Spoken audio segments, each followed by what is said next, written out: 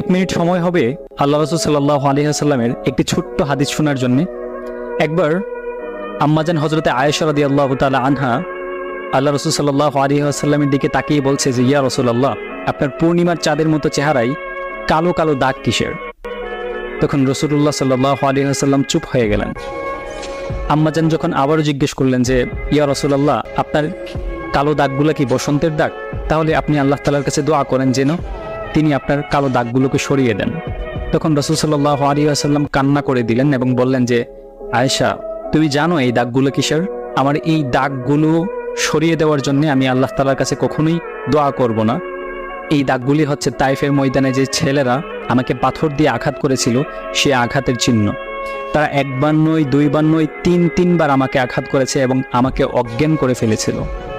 আমি চাই না আমার এই দাগগুলো মুছে যাক। কিয়ামতের ময়দানে যখন আমার সমস্ত উম্মতরা বলতে থাকবে যে, রাসূল আপনি কোথায়, তখন আমি এক একটা কালো দাগের বিনিময়ে আমার হাজার কোটি উম্মতকে আমি জান্নাতে নিয়ে যাব।